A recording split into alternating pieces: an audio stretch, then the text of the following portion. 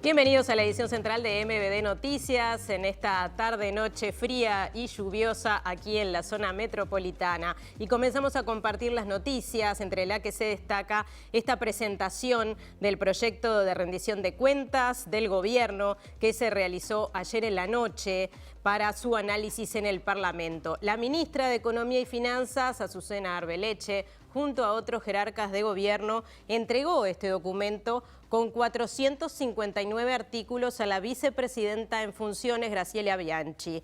El proyecto asigna un gasto extra de 226 millones de dólares para 2023 que se destinarán a la recuperación salarial de los funcionarios públicos, a educación, seguridad, ciencia y salud pública.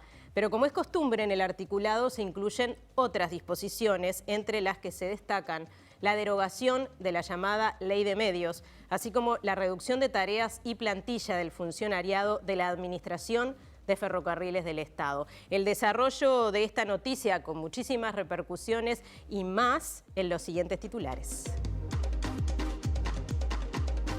ACE redujo 30% la compra de medicamentos para hospitales públicos y centros de salud, según consta en la rendición de cuentas. Investigadores advierten sobre los impactos de la exploración y eventual explotación de petróleo en la biota marina. Fiscalía reabrió investigación por incidentes entre inspector general de la Intendencia de Montevideo y vendedor ambulante en 18 de julio. Oficiales de policía apoyan la militarización de la Guardia Republicana, impulsada en la rendición de cuentas. Alarma en la Universidad de la República por falta de refuerzos presupuestales en el proyecto enviado por el gobierno al Parlamento. Más de la mitad de los montevideanos apoya la gestión de COSE en la Intendencia de Montevideo. El gobierno de la calle Pou impulsa un proyecto para derogar la Ley de Medios aprobada por José Mujica.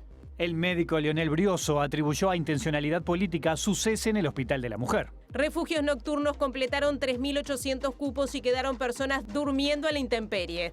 La situación de Villa Española genera un inesperado enfrentamiento entre Tenfield y la AUF. Argentina, un avión sanitario se estrelló a poco de despegar y murieron los 4 tripulantes. Un saludo a quienes nos escuchan a través de Uniradio 107.7 FM y uniradio.edu.uy. Y comenzamos nuestra recorrida por exteriores con el móvil en donde está nuestro compañero Diego Martini.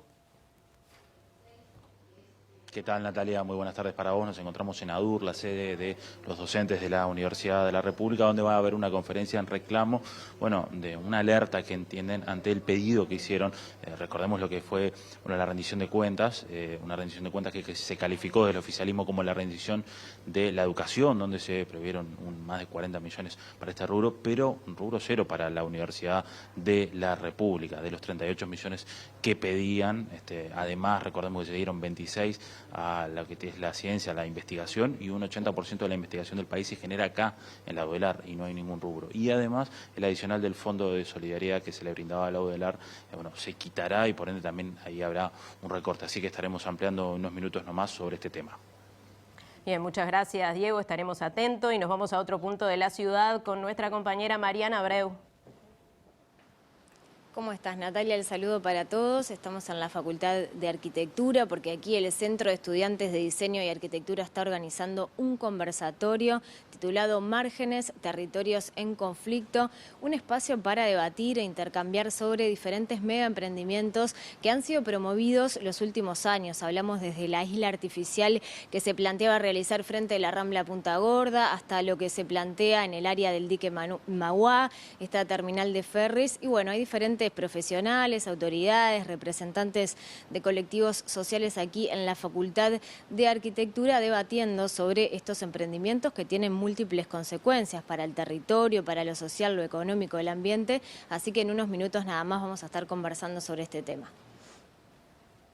Bueno, y aquí en estudios me está acompañando mi compañera Julieta Núñez Tomás. Juli, Nati. ¿Qué tenemos hoy? Bueno, hoy vamos a hablar de algo que va a suceder mañana, en realidad, lo vamos a adelantar, es un adelanto que vamos a hacer, porque mañana en la Plaza del Entrevero a las 12 del mediodía va a comenzar la fanfarria invernal, esta fiesta pública y visible que hacen las personas en situación de calle, que se nuclean en el Centro Cultural Urbano, para mostrar y evidenciar su situación, denunciarla, pero también reconocer las cosas buenas. Es una fiesta que hacen para recibir el invierno de otra manera, una manera que permita ser un poco más esperanzadora sobre esta época del del año que es tan complicada para aquellas personas que tienen que estar a la intemperie durante muchas horas. Si no es en la noche, lo es en el día. Así que vamos a compartir testimonios y también parte de la organización de esta fiesta pública que va a tener lugar mañana en Montevideo. Bueno, muchas gracias, Julia. Estaremos atentos a eso. Y en este momento hay análisis, comentarios, repercusiones de este proyecto de rendición de cuentas que acaba de presentar el gobierno. Vamos a ver qué se dijo. Nosotros lo vamos a estudiar al detalle, digamos, la rendición de cuentas. No queremos aventurar una posición sin un estudio riguroso. Es lo que se puede dar, es algo real, posible. Obviamente, cuanto más uno tenga, puede actuar mucho mejor. Por lo tanto, nosotros no vemos que esto sea una gran noticia para la educación pública de nuestro país. No lo es una gran noticia, ¿verdad? Comenzamos el desarrollo de este tema porque la rendición de cuentas de 2021 señala un recorte en la inversión en medicamentos ENACE del 30% con relación al año anterior, según denuncia la Asociación de Química y Farmacia del Uruguay. La falta de medicamentos en salud pública viene siendo denunciada por gremios de la salud y la oposición política. El gasto en medicamentos que se hizo con respecto al año 2020, desde el año 2021, es de una reducción en un 30% en valor en pesos. ¿Ah? Lo que significa que se compraron menos medicamentos. Y el 30% en valor en pesos es un número que además hay que tener en cuenta que al no haber estado considerados los ajustes por IPC, el valor real de medicamentos o la cantidad real de medicamentos ingresada es menor que un 30%.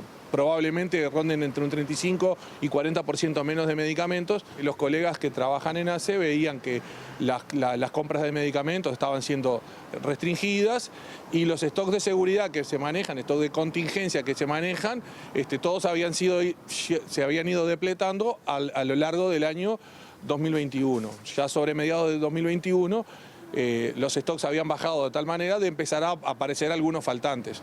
Se hizo un aporte extra presupuestal sobre octubre, noviembre del año pasado para llegar con pocos faltantes a fin de año. Pero claro, este año se ve la misma tendencia y ya se hizo otro aporte extrapresupuestal, pero fueron puntuales. Fuentes del Sindicato Médico del Uruguay estiman el recorte entre 2019 y 2021 en 800 millones de pesos. Bueno, y el PIT-CNT comenzó a analizar este proyecto de rendición de cuentas. El presidente de la Central Obrera consideró prematuro realizar un análisis en este momento. Hasta ahora, los porcentajes de reducción de inversión del Estado, tanto en las partidas que corresponden al área transporte y obras públicas, las que corresponden a vivienda, las que corresponden a aquellos aspectos claves que hacen al trabajo y los beneficios sociales, se habían reducido enormemente. Aquí hay partidas nuevas, principalmente vinculadas a la educación, pero nosotros lo vamos a estudiar al detalle, digamos, la rendición de cuentas. No queremos aventurar una posición sin un estudio riguroso. El presidente del PIT-CNT se refirió en este contexto a la pérdida de salario real. La corremos de atrás. ¿Qué pasa con el dinero que el trabajador no cobró, digamos, durante los años 2020, 2021? No lo agarra nunca más. Porque en definitiva, acá, desde mi punto de vista, con absoluto respeto, está habiendo una transferencia desde los dineros de los trabajadores hacia los dineros de los poderosos que es inadmisible. Y este proyecto de rendición de cuentas modifica el porcentaje que reciben los policías en procedimientos criminales. El gobierno plantea determinar el monto cobrado por concepto de incautación de bienes para destinarlo al personal policial interviniente en el procedimiento. El artículo 162 de la Ley 16.170 fue creado en 1990 bajo el gobierno de Luis Alberto Lacalle Herrera, autorizando al Poder Ejecutivo, por intermedio del Ministerio del Interior, a acordar con las compañías aseguradoras públicas o privadas el pago de un porcentaje del valor de los bienes recuperados por la policía para destinar al personal interviniente. En el mismo se decreta que el 80% del importe abonado por las compañías aseguradoras al Ministerio del Interior será destinado a los policías que intervinieron directamente en la aprehensión de los delincuentes y la recuperación de los objetos robados.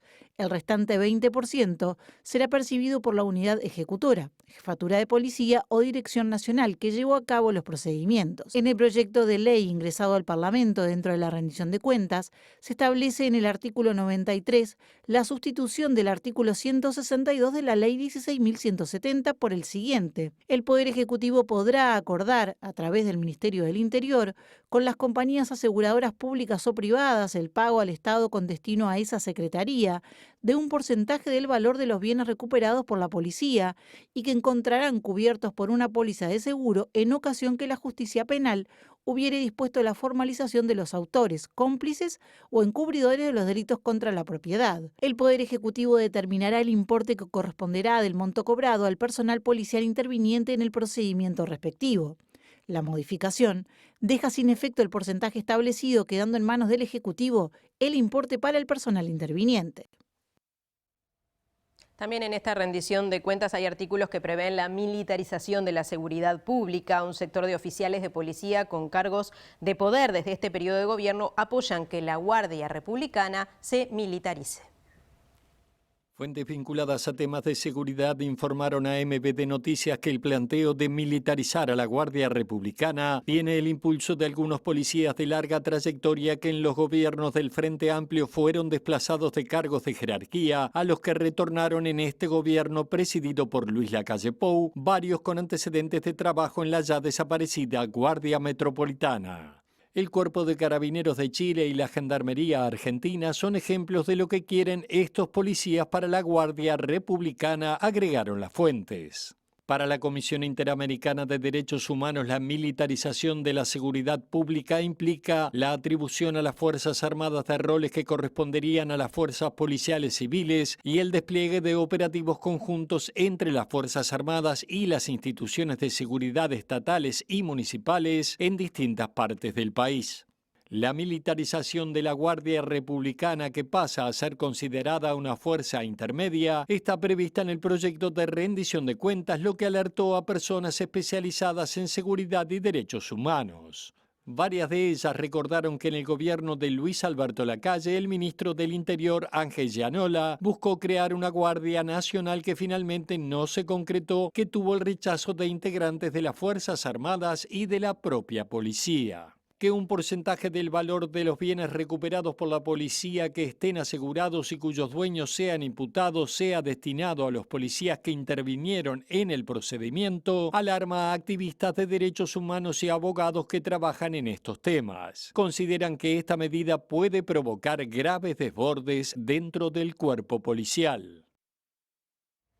Y la ministra de Vivienda, Irene Moreira, también se refirió a este proyecto de rendición de cuentas. Dijo que si bien no tiene la cifra, el presupuesto estará por encima del quinquenio anterior.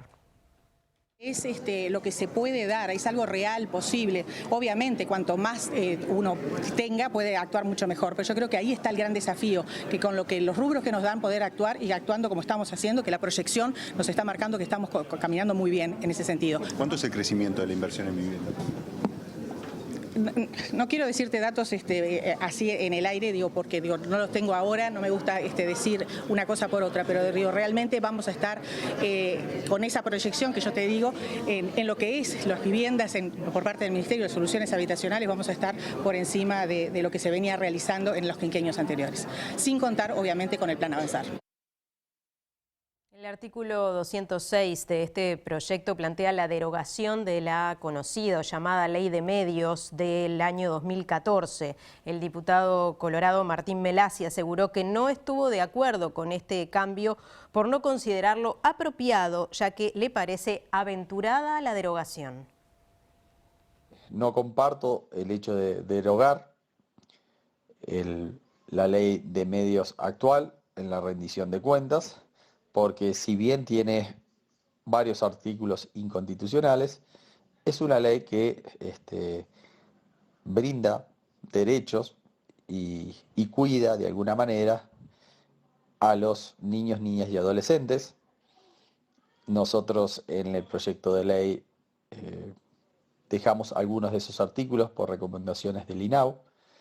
También establece que la limitación para transferir las licencias de televisión para abonados a empresas extranjeras, pone distintos límites en cuanto a la cantidad de licencias, ya sea de canales de aire, radios y cables, límites que si bien fueron ampliados, están dentro de lo que nosotros entendemos una prudencia para evitar las formas de grandes corporaciones.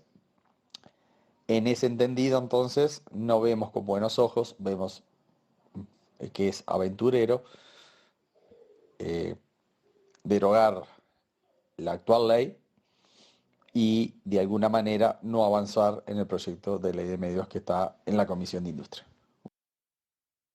El Frente Amplio comenzó el análisis de este proyecto de rendición de cuentas. La derogación de la ley de medios, los recortes en la educación y en la salud son algunos de los aspectos que más preocupan a la oposición. Estos cambios en la ley de medios hace que traiga derogaciones de artículos importantes que evitaban la concentración en los grandes medios de comunicación y que además se vuelve a un concepto de cuidado de la moral y de cuidado de los contenidos a transmitir, ¿no? Entonces eso nos parece muy grave, porque cuando se habla de restringir la libertad de expresión o de restringir o amenazar la libertad de expresión, nos hace pensar que estamos volviendo a etapas muy oscuras de nuestro país. Respecto al capítulo Educación, Galán opinó que se asigna la mitad de lo recortado y dijo que llama la atención que se piense invertir en los centros María Espínola, porque esos espacios son una minoría y no están destinados a la población vulnerable. La ANEP pide 45 millones y lo que le da esta rendición de cuentas son alrededor de 39 millones. O sea que 40 millones de dólares en la rendición de cuentas es la mitad de lo que se le recortó. Por lo tanto, nosotros no vemos que esto sea una gran noticia para la educación pública de nuestro país. No lo es una gran noticia, ¿verdad?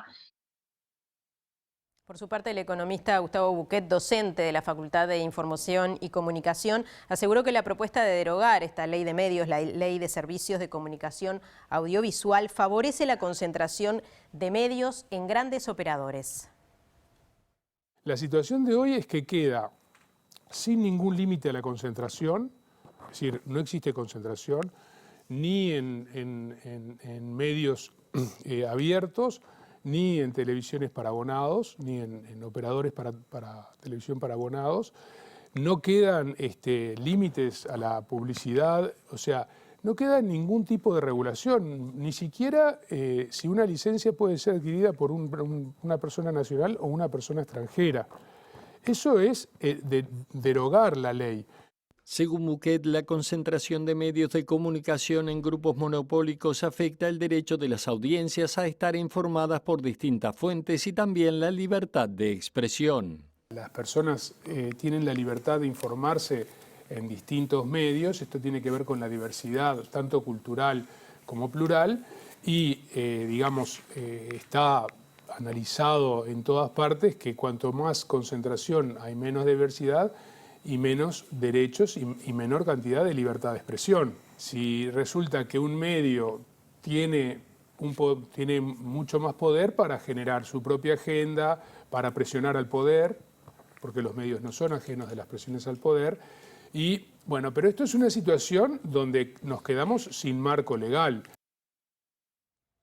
Bueno, y tengo el gusto de recibir en estudios al compañero Mauricio Pérez. Mauricio, ¿cómo estás? Buenas tardes, Natalia, ¿cómo estás? Bueno, ha sido gran tema en estos días este acuerdo del gobierno con la empresa belga Katunazi por la concesión de la terminal de contenedores, los cuestionamientos por parte de la oposición, las denuncias, la llegada a la fiscalía de muchos jerarcas de gobierno. Así que adelante con este desarrollo, Mauricio. Exactamente, se trató de una semana clave en este caso, vinculado a la comparecencia ante la Fiscalía de 4 jerarcas del Poder Ejecutivo, los 4 jerarcas que estuvieron principalmente involucrados con la firma de este acuerdo que se firmó en febrero del 2021. Estamos hablando del exministro de Transporte Luis Alberto Heber, del subsecretario de esa cartera José Luis Olaizola, el presidente de la ANP Juan Curbelo y también el prosecretario de la Presidencia Rodrigo Ferrés. ¿De qué estamos hablando en esta investigación? Esto refiere a una denuncia presentada por el Frente Amplio que consideró que este acuerdo firmado entre el gobierno y la empresa Cato-Enatí era ilegal, ilegítimo e inconveniente, ya que se creaba un monopolio de hecho a favor de la empresa y beneficios indebidos para esta empresa. Este punto es clave para definir, porque la continuidad de la indagatoria penal depende de que el fiscal Gilberto Rodríguez defina que ese acuerdo que se firmó es ilegal e ilegítimo. Entonces, a partir de ahí vendrán los delitos que puedan imputarse a estos jerarcas.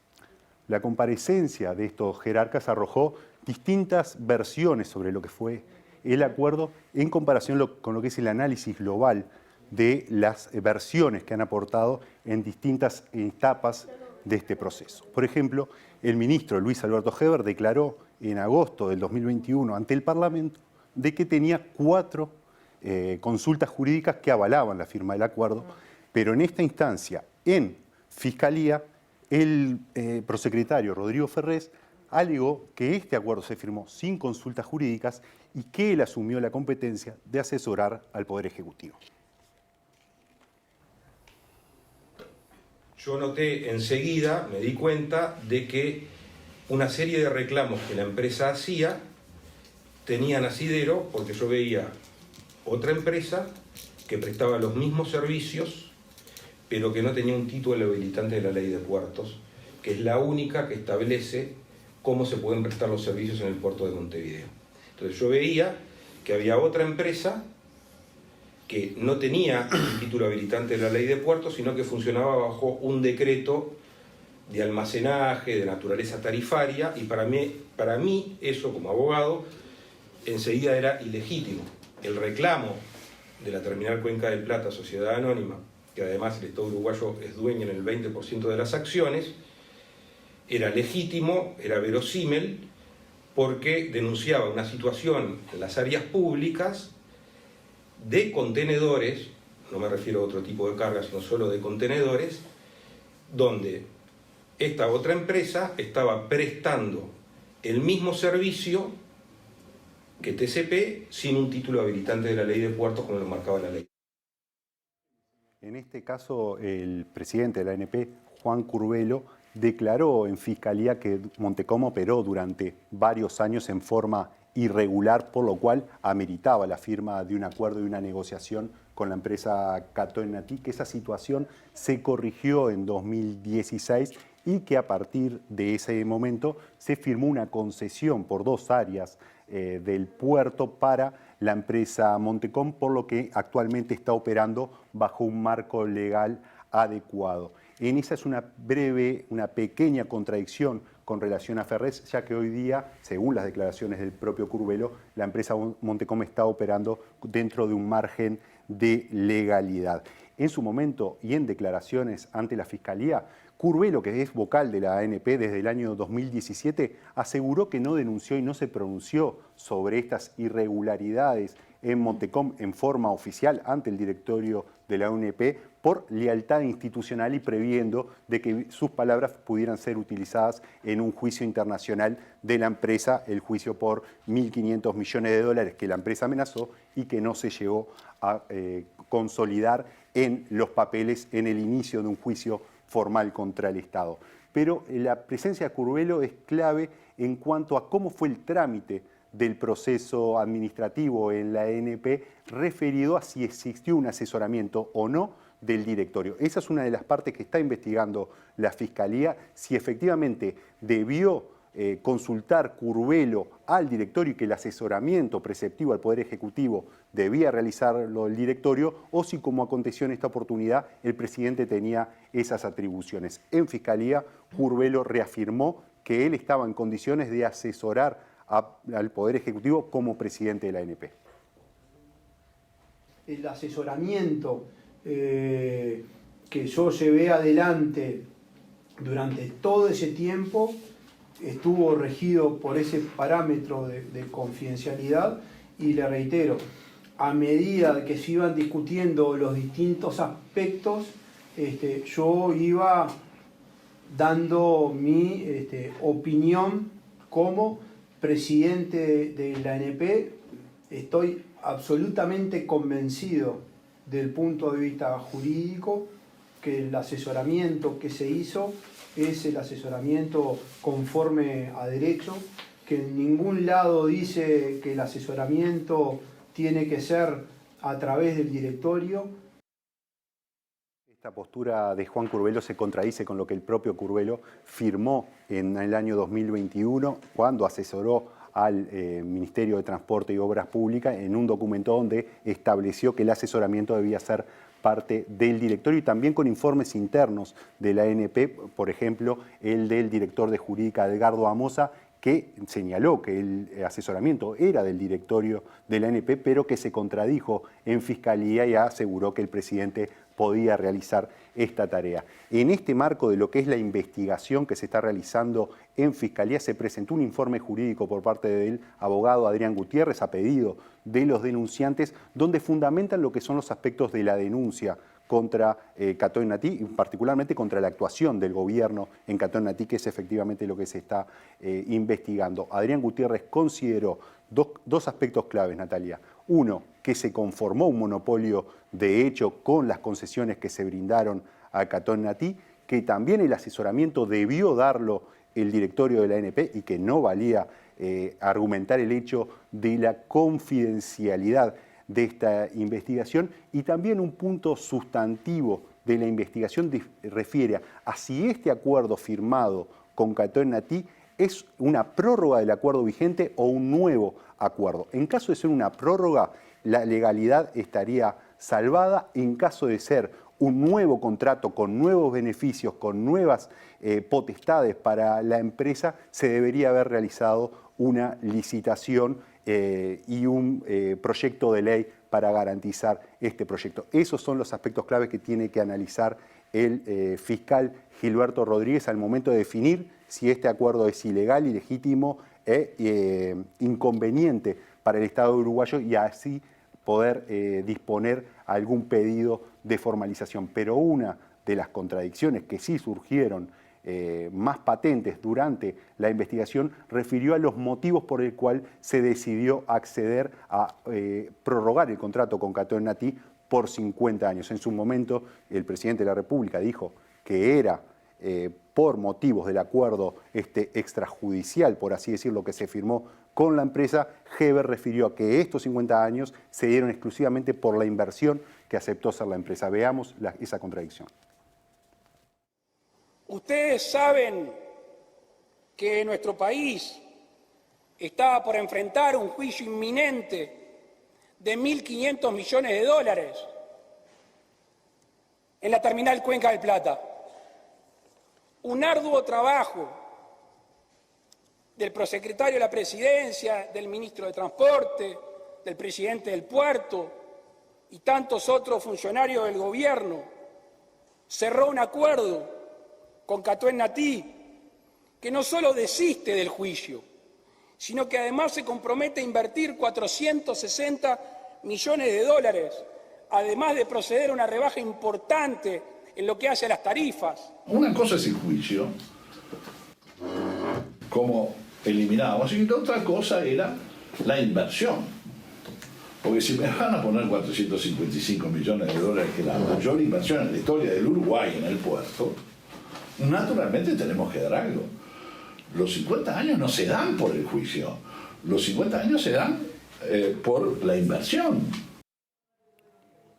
Y esto es uno de los puntos clave, definir si esto es una prórroga o un nuevo contrato, y a partir de allí se van a poder definir la continuidad de la causa en caso de que exista una formalización. Un detalle, Natalia, uno de los argumentos que brindó el Poder Ejecutivo al momento de firmar el acuerdo es que esto iba a permitir una reducción de las tarifas portuarias para el sector exportador, para el sector importador que operara dentro del puerto de Montevideo. En las últimas horas la empresa Catonati emitió un comunicado donde se aseguraba que se incrementaría el 10% el precio de las tarifas para la operación portuaria, lo que generó quejas por parte de la Unión de Exportadores, y la empresa decidió retraer o no realizar ese aumento de tarifas y dejarla a disposición para algunos movimientos portuarios y no para el trabajo con los contenedores. Así que, como decíamos, una semana clave, pero que pueden implicar nuevas derivaciones a partir de la nueva documentación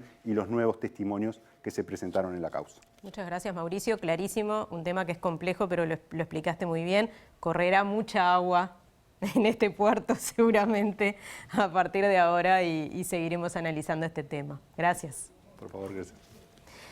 Bien, y salimos nuevamente a exteriores al contacto con nuestro compañero Diego Martini. Así es, Nati, volvemos acá a la sede de ADUR. Vamos a hacer un repaso, ya confesó la conferencia donde está hablando Héctor Cancela, presidente de ADUR, pero hagamos un repaso en esta rendición de cuentas que se plantea, ¿no? Que es la rendición de cuentas de la educación, donde se dan 45 millones de dólares para educación, que incluyen 30 a la ANEP, que luego va a tener una partida de 10 más, que va a salir de la Corporación Nacional para el Desarrollo, 6 para el Plan Ceibal, 1 para INED, 7 para el MEC y 1 también para UTEC. ¿Qué pidió la Universidad de la República? Bueno, la Universidad de la República pidió 38 millones de dólares por el rubro del inciso 26, principalmente porque los salarios de los docentes y no docentes son los más bajos de la administración central. Ellos calculan que tendrán una 7,6 de pérdida en el periodo y que solamente recuperarán un 2,8. Además, hay un dato que en el último lustro, en los últimos 5 años, 2015-2020, un promedio de 4 puntos porcentuales entraban cada año. En el 2021 eso se disparó a 16, por ende hay un montón de estudiantes, de alumnos y alumnas más con las mismas condiciones, ¿no? Por lo que se requieren más recursos, evidentemente. El 80% de la investigación se genera en la Universidad de la República y bueno, recordemos que también se destinaron 26 millones a ciencia, pero eso no iría a la UDELAR. El 85% del matriculado universitario está acá en la Universidad de la República. Y un dato más, el adicional del Fondo de Solidaridad que iba para la Universidad de la República es algo que se quita a propuesta de Jorge Gandini y Conrado Rodríguez del Partido Colorado. Así que bueno, esos son algunos de los datos para dar de estos 38 millones que pidió la Universidad de la República y que no se le da nada, se le da rubro cero. Escuchemos parte de la conferencia donde hay representantes de ADUR, de los funcionarios de la Universidad de la República, del Hospital de Clínicas, de la FEU. Escuchemos parte de esto. Presupuestario. Un poco queríamos poner esto porque nos parece un hecho insólito y sin antecedentes. Por mi parte. Bueno, muchas gracias, buenas noches. Yo vengo en representación de la Unión de Trabajadores del Hospital de Clínicas. Acá estábamos todos los sindicatos de la intergremial universitaria en conjunto, muy preocupados por el mensaje del Poder Ejecutivo que no contempla lo que presentó la universidad en tiempo y en forma, tampoco contempla lo que reclamábamos los sindicatos de recuperación salarial, estos 2 años que tuvimos pérdida, que se nos pidió un esfuerzo y estuvimos en los primeros lugares de lucha, lo que fue la pandemia, lo que es la discriminación también sobre el resto del sector público, siendo que los sueldos de los funcionarios, tanto docentes como no docentes, son de los más sumergidos dentro del presupuesto nacional. No se contempla, no se respeta el tema de la negociación colectiva por rama, ni tampoco se respeta el pedido que hicimos internamente de la universidad al Poder Ejecutivo. También vemos que estamos analizando el pedido presupuestal. En las próximas instancias tendremos instancias sindicales para ver también tema de pérdida de derechos, como el tema de las certificaciones médicas. Y también nos llama la atención que no se cumplen algunos grandes anuncios que se hicieron en referencia al Hospital de Clínicas, ni tampoco se cumple el atender la situación actual de algunos proyectos muy sensibles como que se presentaron en el Hospital de Clínicas, como el tema del parto humanizado, el tema del tratamiento de cáncer de próstata. Ninguno de esos está incluido en este pedido presupuestal. En los sindicatos nos vamos a seguir reuniendo, seguimos conversando de buena fe, dialogando, pero también nos vamos a movilizar porque entendemos que es una situación muy crítica la que se está viviendo. Muchas gracias. Bueno, muchas gracias a la prensa presente.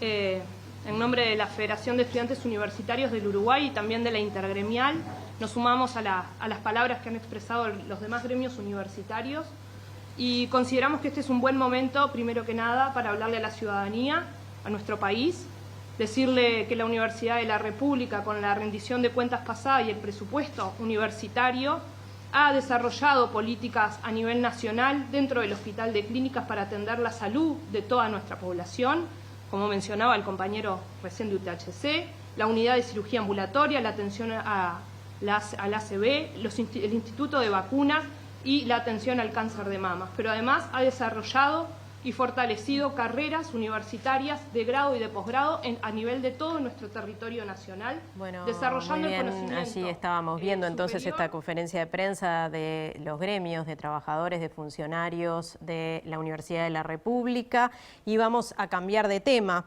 El ex subsecretario de Salud, Leonel Brioso, rechazó enfáticamente la decisión de ACE de cesarlo como encargado del Departamento Médico Obstétrico del Hospital de la Mujer del Pereira Rosell y presentará 2 recursos, uno de revocación y otro de anulación.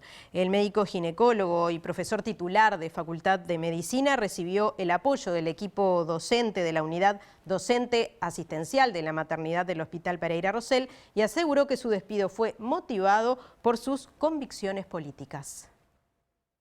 Según informó ACE, el directorio resolvió cesar a Leonel Brioso por irregularidades referentes al control de la variable anestésico-quirúrgica, es decir, los recursos contratados para intervenciones quirúrgicas. El organismo denunció que el jerarca realizó nuevas versiones de 50 cirugías realizadas en la clínica ginecológica, cambiándolas al servicio de maternidad, por lo que se desprendió que el encargado no realizaba un adecuado control en los servicios bajo su supervisión y perdió su aptitud e idoneidad para desempeñarse en dicha función de responsabilidad. Es muy complicado.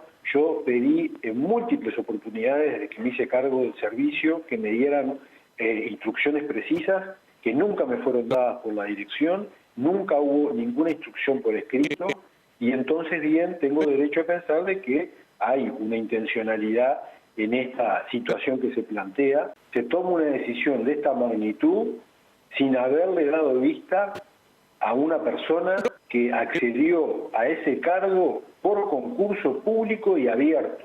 Se me dice así, liviano de cuerpo, que aparentemente por un tema administrativo no tengo idoneidad ni actitud para ser jefe de servicio. Los integrantes de la unidad docente asistencial de la maternidad del Centro Hospitalario Pereira Rosell emitieron un comunicado manifestando su preocupación por la remoción del profesor Leonel Brioso de su cargo. Entienden que no se ha valorado el impacto en la calidad asistencial que esto puede generar.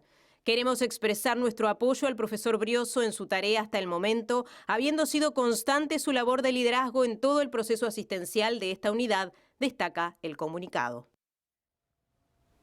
Bueno, no está mi compañero Martín Rodríguez, pero por suerte estoy muy bien acompañada por Julieta Núñez Tomás, que ahora sí se mete con todo en esta fanfarria invernal. Tenés bastante compañía este viernes, la verdad. Suerte, sí. Sí, Nati, como estabas diciendo recién, esta fanfarria invernal que organiza el Centro Cultural Urbano, que es un centro que pertenece a la Dirección Nacional de Cultura del Ministerio de Educación y Cultura y que está bajo la órbita del desarrollo territorial, de la gestión territorial de esto, y que lo que pretende hacer es asegurar los derechos culturales, el acceso a la cultura de toda la población y en especial trabaja con personas en situación de calle. Allí en ese centro hay talleres, hay grupos de poesía, de literatura y se comparte la vida, se comparte comparte la cotidianidad allí entre las personas que habitan la calle y que habitan también los refugios nocturnos.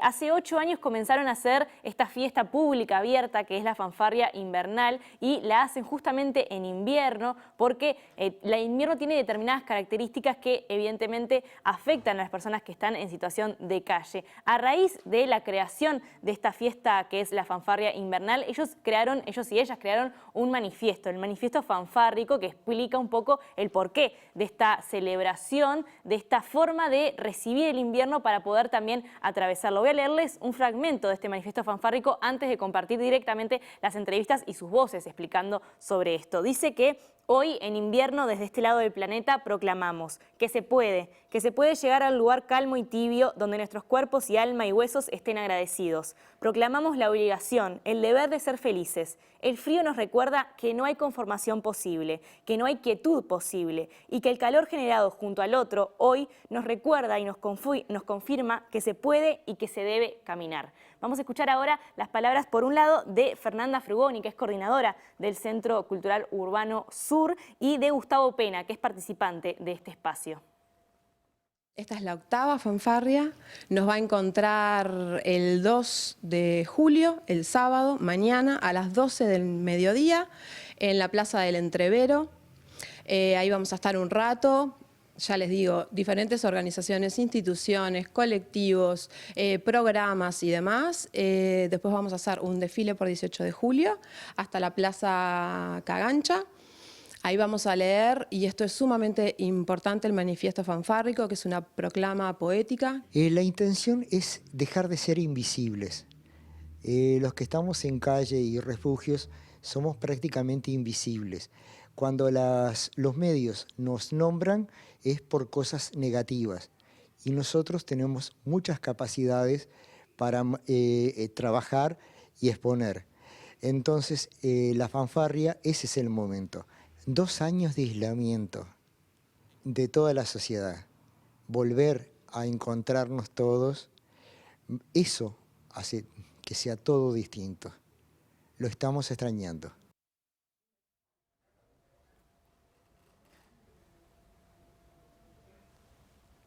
¿Y qué sucede, Julieta, con la atención en los centros nocturnos? Bueno, lo que sucede es que, como bien decía esa palabra que mencionabas, estos centros son nocturnos justamente, y si bien hay personas que acceden a estos refugios, aunque a veces se complica con la cuestión de los cupos que no siempre alcanzan en esos lugares y que deben trasladarse cuadras y cuadras para llegar a otros refugios, o que también hay problemas de vinculación dentro de los centros que los hacen llegar a pasar la noche en la calle, lo cierto es que estos centros funcionan en la noche. Entonces lo que plantean desde estos colectivos que rodean y nuclean el Centro Cultural Urbano es que son muchas horas en invierno que se pasan igualmente en la intemperie, en la calle, en las plazas, y que esto genera en invierno una desprotección aún mayor. Vamos a compartir igualmente los números vinculados a la atención en los centros nocturnos. Este es un reporte de hoy, de mañana. Esta es la ocupación de las plazas de los centros nocturnos en todo el país. Son 3.850 personas en todo el país que la noche de ayer durmieron en centros nocturnos. Es un número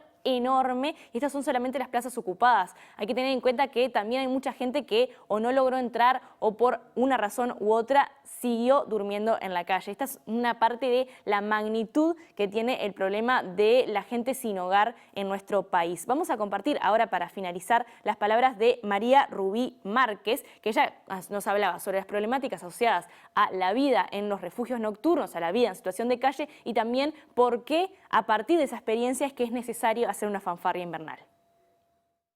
Dentro de los centros nocturnos y en la situación propia de calle a la intemperie, yo destaco 2 cosas para la cual no somos ciudadanos y tampoco somos personas. Una de ellas, las relaciones sexuales entre los componentes de los refugios y las fiestas o aniversarios o festejos que podamos realizar. Es como una cosa impensada para las personas que estamos en situación de calle. Entonces, ¿qué pasa con la fanfarria? La fanfarria en realidad es la fiesta nuestra, o sea, cuando todo el mundo tiene un lugarcito donde cobijarse, una casa donde llegar luego de trabajar, una casa desde donde salir con un cafecito caliente, nosotros lo que tenemos son los espacios públicos y que además de eso, si es posible, nos expulsan de los mismos. Se sabe que con la ley, la LUC, todas esas cosas, nosotros tenemos un poco privatizados esos espacios que vendrían a ser de toda la ciudadanía. Entonces, en ese punto, y ahí yo creo que lo que quisimos hacer, o lo que ha querido hacer Urbano a través de todo este trabajo, es algo así como darnos para adelante. O sea, si a nosotros el sistema nos tira abajo con todo lo que nos presenta, nosotros debemos tener ganas de salir a ese invierno porque no tenemos otra, de seguir sintiendo el frío durante 9 horas y media a la intemperie, de querer celebrar, por ejemplo, el estar vivo, el poder hacerlo, el pedir un abrazo, abrazarnos entre nosotros. Es como que es una fiesta que a nosotros nos permite pensar que podemos pasar otro invierno y salir al sol de la primavera o del verano que ya te deja otras cosas. Volvemos a salir del estudio y entramos en contacto con nuestra compañera Mariana Abreu.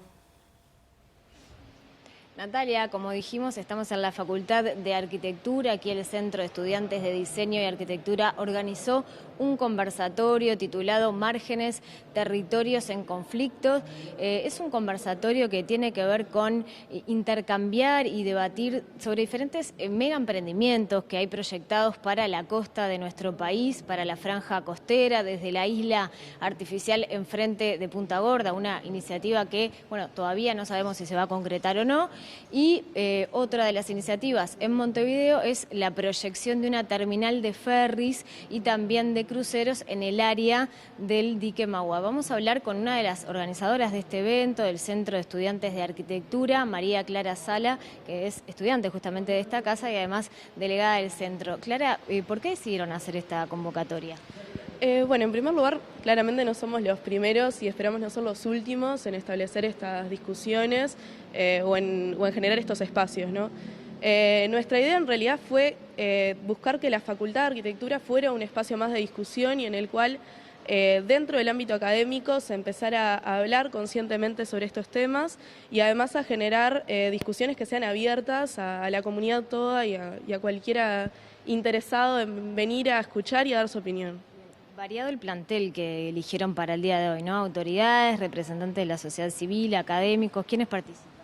Bueno, en realidad nuestra propuesta fue invitar a 4 docentes, son todos profesoras y profesores nuestros, pero que claro, tienen ese doble rol de su actividad académica y su actividad profesional o su participación en ciertos ámbitos específicos. O sea, tenemos, por ejemplo, la docente Laura Alemán, que, claro, además de su rol docente, participa del colectivo por la Rambla Sur muy activamente, entonces, bueno, esa fue un poco la razón.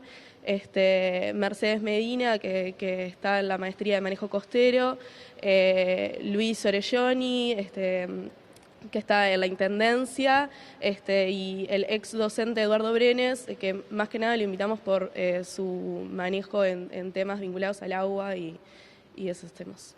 Muy bien. ¿Y se plantean como centro de estudiantes, como gremio, tomar postura sobre estos mega emprendimientos? En realidad, por ahora, o sea, es una cosa que hemos manejado. Lo que queremos sobre todo es fomentar la discusión y generar espacios donde nosotros podamos también enriquecernos como centro de estudiantes. La idea es empezar a generar reuniones más allá de estas también a la interna y posteriormente sí probablemente tomar postura, pero una postura que más allá de que en algunos ámbitos se nos ha pedido o se nos ha buscado, todavía no la tenemos porque queremos asegurarnos de tener una discusión bien fundada y bien dada. Muchas gracias, Clara, entonces del Centro de Estudiantes de Arquitectura. Esta presentación queda también, ¿no?, en la página, en las redes del centro, así que invitamos a quienes quieran acercarse a estos temas, poder consultarla también. Volvemos contigo, Natalia. Muy interesante, Mariana, muchas gracias. Otro asunto, una encuesta de Opción Consultores indica que la delincuencia es la principal preocupación de los uruguayos, pero las variables económicas sumadas la superan. Además, señala que ha crecido el porcentaje de gente que atribuye la responsabilidad de los problemas económicos al actual gobierno. La encuesta realizada del 23 de mayo al 1 de junio afirma que el 29% de los uruguayos ve como principal problema del país la delincuencia, una preocupación que ha sido constante en los últimos años y que se evidencia mayor en relación al último estudio de la consultora el trimestre anterior. La delincuencia subió 11 puntos respecto al trimestre anterior, pasó de 18 a 29 como principal problema del país. Al mismo tiempo, las preocupaciones económicas sumadas, vuelvo, inflación, desempleo, costo del Estado, pobreza, están hoy en el 52%. Quiere decir que sumadas, las preocupaciones económicas superan con creces al problema de la delincuencia. En la década de 2010, la delincuencia superaba como problema a todas las preocupaciones económicas sumadas. Si bien con respecto al trimestre anterior creció el porcentaje de gente que cree que los problemas económicos del país se deben a variables mundiales, también creció la cantidad de personas que atribuyen la responsabilidad al actual gobierno. Se va haciendo cada vez más pequeño el porcentaje de gente que atribuye responsabilidad a los problemas económicos a la gestión anterior, y va creciendo paulatinamente el porcentaje de gente que atribuye la responsabilidad por los problemas económicos en forma principal a la actual gestión, la conducida por Luis Lacalle Pou. Otro tema, ante los constantes robos y agresiones que viven sufriendo padres y vecinos de la Escuela 143 de Etiopía y Guinea, en Casabó, se movilizaron frente al centro educativo para reclamar seguridad. Esta semana una madre y sus hijos fueron asaltados en el horario de entrada a clases, los niños fueron encañonados y, según cuentan los vecinos, la policía demoró más de 2 horas en llegar al lugar. Fue hace 2 días, venía con la bebé y venía con mi hijo más grande para traerlo a la escuela, 8:05 de la mañana. Cuando estábamos mirando para el frente, se me asomaron 2 personas masculinas y le apuntaron a la bebé en la cabeza solamente para robarme el teléfono. Lo material va y viene. El tema es que los pueden haber lastimado ellos y incluso a mí. Hay mucho. Anterior a nosotros, otra mamá también la habían robado de la misma manera. En el horario de la tarde lo mismo, de madrugada lo mismo, es a toda hora, no tenemos seguridad. Los vecinos alertan que en otros 2 centros de la zona, el Jardín de Inicial y el Liceo, también sufren ataques constantes. Comenzaron una campaña de firmas para reclamar a la zona operativa 4 soluciones a la inseguridad. Acá no podés salir a laburar a las 4 de la mañana porque te llevan lo poco que tenés, que te llevan una mochila con una vianda de comida igual. Acá estamos haciendo una solución pacífica, sin mucho relajo, sin nada. Acá estamos juntando firmas, vamos a juntar una carta hacia el jefe operacional de Zona 4 para exigir eso, o sea, un mayor patrullaje.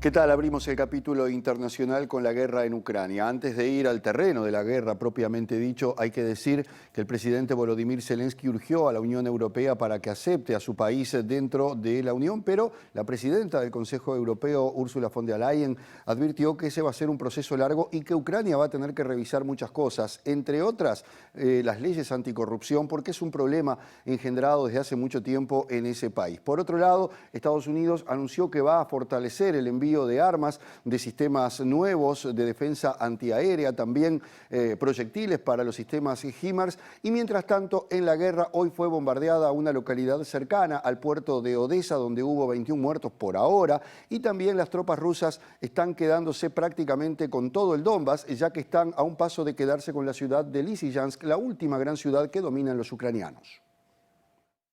Los ataques con misiles rusos en áreas residenciales en las inmediaciones de la ciudad costera de Odessa, en el sur de Ucrania, dejaron al menos 21 personas sin vida, incluidos 2 niños, según el gobernador regional Maxim Marchenko, quien publicó a través de la red de Telegram que el asalto fue lanzado desde el Mar Negro, ataque que se produjo justo horas después de que las tropas de Moscú se retiraran de la estratégica isla de las Serpientes, que habían controlado en el inicio de la invasión, una acción celebrada por Ucrania como una victoria. Un video del ataque perpetrado antes del amanecer amanecer mostró los restos carbonizados de edificios en el pequeño pueblo impactado de Sherivka, ubicado a unos 50 kilómetros al suroeste de Odessa, y la oficina de la presidencia ucraniana especificó que se trató de 3 misiles X-22 disparados por bombarderos rusos que alcanzaron un edificio de apartamentos y 2 campamentos. Por su parte, Rusia aseguró hoy que sus fuerzas y los separatistas han llegado a las puertas de la ciudad de Lysychansk, último bastión bajo control de Ucrania en la región oriental de Lugansk, tras haberse hecho con el control de una refinería y de otras zonas industriales en el sur y sureste,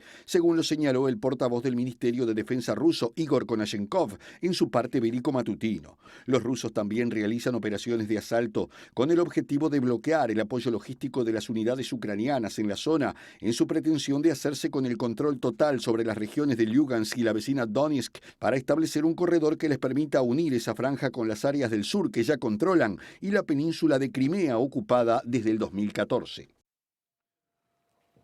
Un avión privado que transportaba personal médico se estrelló en la República Argentina, más concretamente en la ciudad de Río Grande, en Tierra del Fuego. Sus 4 ocupantes están muertos. Se están investigando las causas de este accidente que pudo haber sido incluso mucho más grave.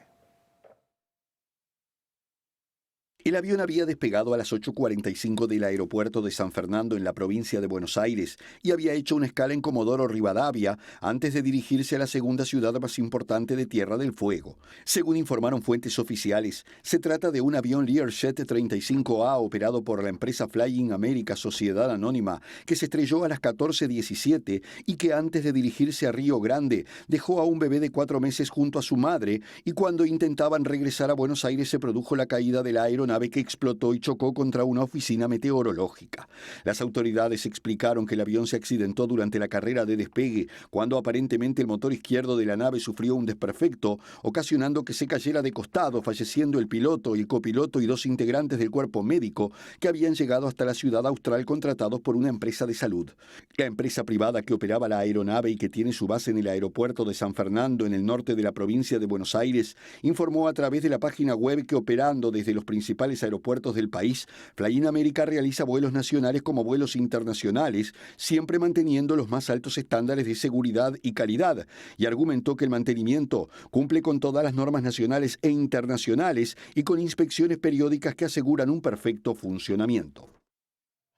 El periodista mexicano del diario Expreso, Antonio de la Cruz, fue asesinado en Tamaulipas, México, transformándose en el 12º asesinato que se da este año. Con eso ya se alcanza la cifra de periodistas muertos en el 2021 y también un récord para el gobierno de López Obrador, donde ya han muerto más de 30 periodistas en todo este lapso. Lo cierto es que la mayoría de estos crímenes siguen en la impunidad y hay reclamos para que esta situación se termine en uno de los países más peligrosos para el ejercicio del periodismo.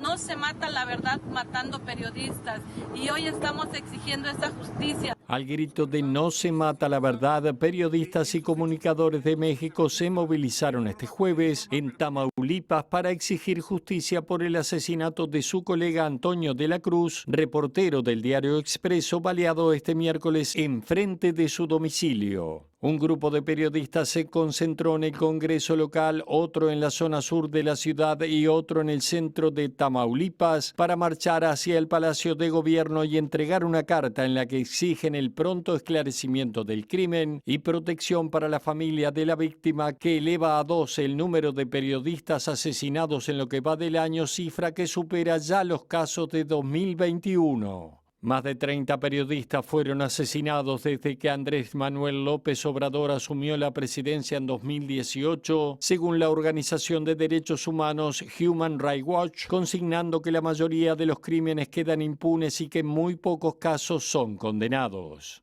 De las 105 investigaciones sobre asesinatos de periodistas realizadas por la Fiscalía Especial, tan solo 6 han resultado en condenas por homicidio y, según el Centro de Investigación México Evalúa, la mayoría de las denuncias penales no avanzan más allá de la investigación inicial, incluso cuando se identifican presuntos responsables.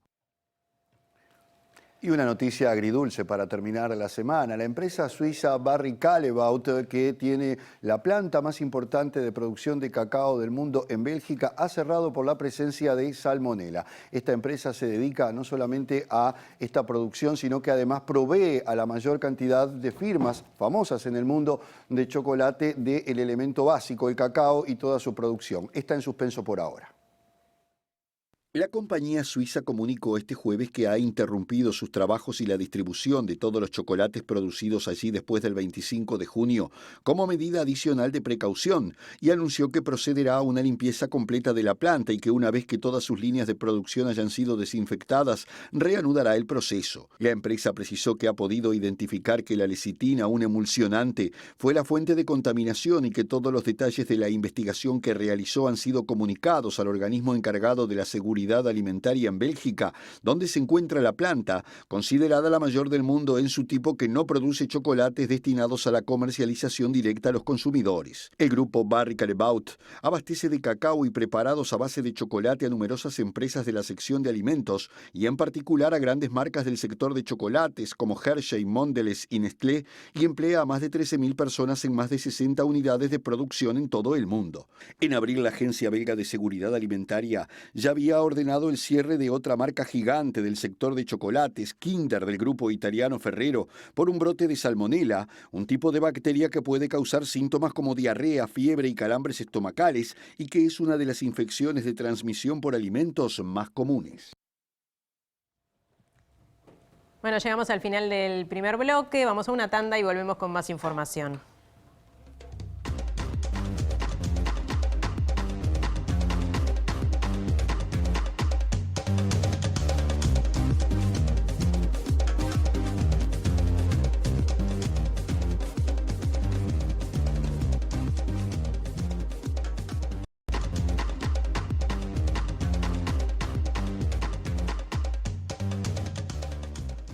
Segundo y último bloque en MBD Noticias. El 52% de los montevideanos aprueba la gestión de la intendenta Carolina Cose y el 25% la desaprueba.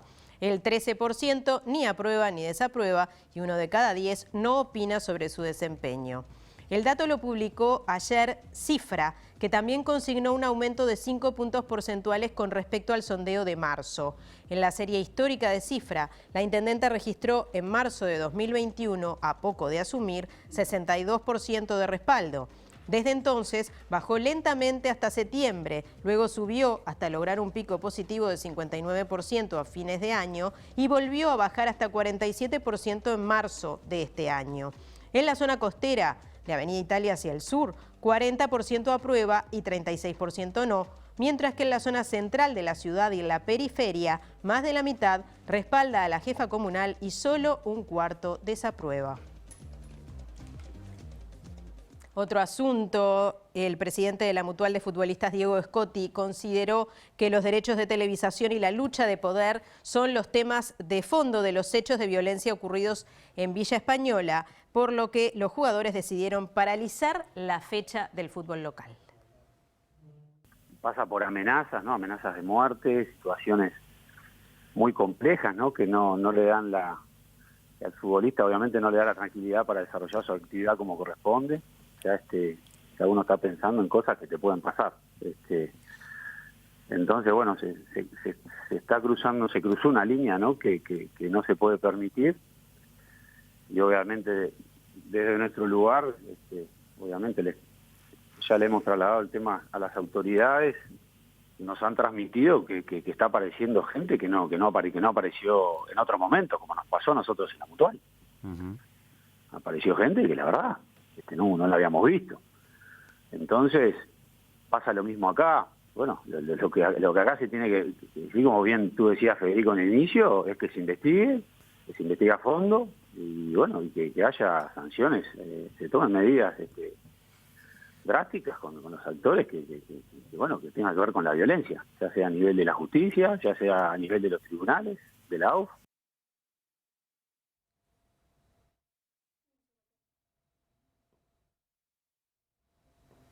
Por su parte, la empresa Tenfield, propietaria de los derechos de televisación del fútbol uruguayo, emitió un comunicado rechazando las expresiones del titular de la Mutual, Diego Scotti, que escuchábamos recién, y las calificaron de falsas y agraviantes.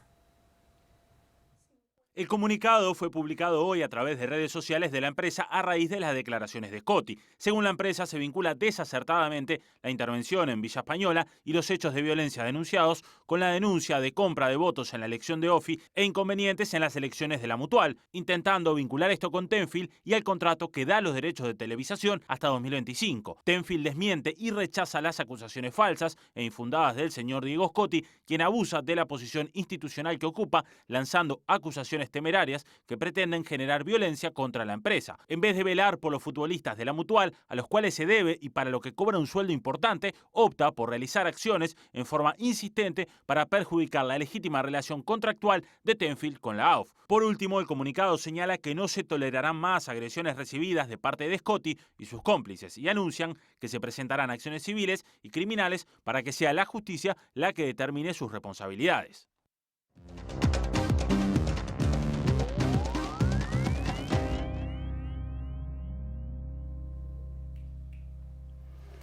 Mucha actividad para niños es lo que propone Montevideo y su cartelera en esta primera quincena de julio. Por ahí vamos a comenzar en materia de recomendaciones de espectáculos. En ese sentido, Misión Selva es una obra de teatro que se mete en el universo de Horacio Quiroga, está basada en los cuentos de la selva, ha recorrido el país, se ha presentado en un montón de escuelas y va a estar este fin de semana y hasta el 16 de julio en el Teatro Alianza. A las 16:30 es parte de estas recomendaciones que traemos hoy. Otra recomendación para niños este fin de semana en la sala Hugo Balso se va a estar presentando El Gato Renato. El Gato Renato es un personaje de animación que viene presentando sus canciones en redes sociales, que se codea con los mejores músicos de este país y que va a salir del mundo virtual y se va a presentar en vivo este fin de semana, como les decía, presentando el espectáculo Un viaje hacia la escuela. Está acompañado por sus 3 ratones amigos que son músicos y estará, bueno, abordando a través de las canciones un espectáculo que también presenta proyecciones y mucha interacción con el público. Atención, porque tiene entradas agotadas. Las 2 primeras funciones están agotadas para sábado y domingo. Se agrega una nueva función el domingo 3 de julio a las 14 horas, repito. Esto es en el Auditorio del Sodre, en la sala Hugo Balso. Cambiamos totalmente el estilo de lo que estamos hablando, nos vamos a meter en el ballet. También en el Sodre, en el Auditorio Nacional, pero en la Sala Mayor, se viene presentando la gala de ballet del Ballet Nacional del Sodre. Será hasta el fin de semana, hasta el domingo, y tiene algunos elementos bien interesantes lo que presenta la compañía de ballet, en este caso haciendo un programa que contiene 2 obras. Una se llama Minus 16, la otra Saint Chopina. El Ballet Nacional del Sodre, a través de estas obras, lo que busca es presentar, digamos, un ballet que esté alejado de la danza clásica, que sea más fácilmente digerible para el gran público, que acerque a nuevos públicos a ver este tipo de arte y también, en una medida que es muy buena, presenta precios muy populares y esto es bien interesante. Desde 90 pesos es el precio de las entradas para ir a ver esta gala de ballet en el Sodre. Hay entradas de 90 pesos, de 150, de 240. Creo que es una excelente oportunidad para arrimarse, para ver ballet, para ver lo que propone el Ballet Nacional del Sodre y además también, para aquellos que no conocen, conocer una sala preciosa como es el Auditorio Nacional. La invitación está hecha sábado a las 20 horas, domingo a las 17 horas. Ahora vamos con la música y cambiamos también de estilo. Nos metemos en la música tropical. Mañana se va a estar presentando en el Teatro Metro Miguel Ángel Cufós, una de las voces de oro de Caribe con K, un clásico de la música tropical uruguaya, de La Plena. Va a estar iniciando mañana su gira nacional, una gira nacional que lo va a llevar por las 19 capitales departamentales. se estará presentando con un montón de invitados mañana en el Metro. Por ejemplo, van a estar Vanessa Britos, el Fata Delgado, Yesti Prieto, Alex Estela, el Bocha Lozano y Gerardo Nieto. Será mañana a las 21 horas en el Teatro Metro, ahí en el centro de Montevideo. Y yo me despido compartiendo con ustedes un fragmento de un clásico interpretado por Miguel Ángel Cufós y este Terremoto de Amor.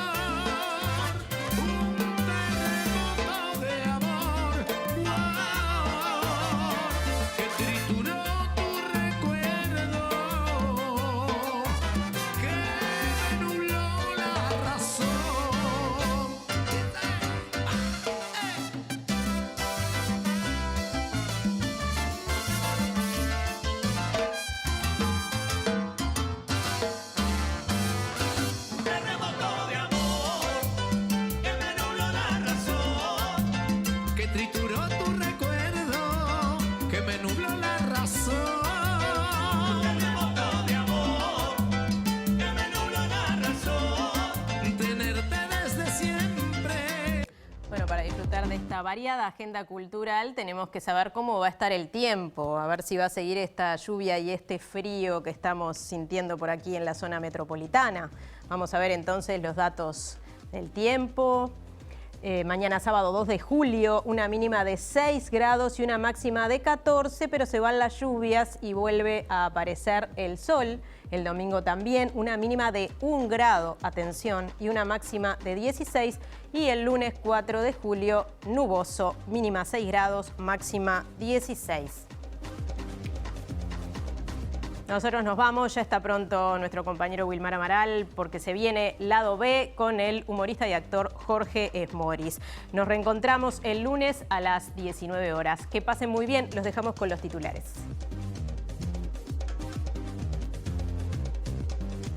ACE redujo 30% la compra de medicamentos para hospitales públicos y centros de salud, según consta en la rendición de cuentas. Investigadores advierten sobre los impactos de la exploración y eventual explotación de petróleo en la biota marina. Fiscalía reabrió investigación por incidentes entre inspector general de la Intendencia de Montevideo y vendedor ambulante en 18 de julio. Oficiales de policía apoyan la militarización de la Guardia Republicana, impulsada en la rendición de cuentas. Alarma en la Universidad de la República por falta de refuerzos presupuestales en el proyecto enviado por el gobierno al Parlamento. Más de la mitad de los montevideanos apoya la gestión de COSE en la Intendencia de Montevideo. El gobierno de la calle Pou impulsa un proyecto para derogar la ley de medios aprobada por José Mujica.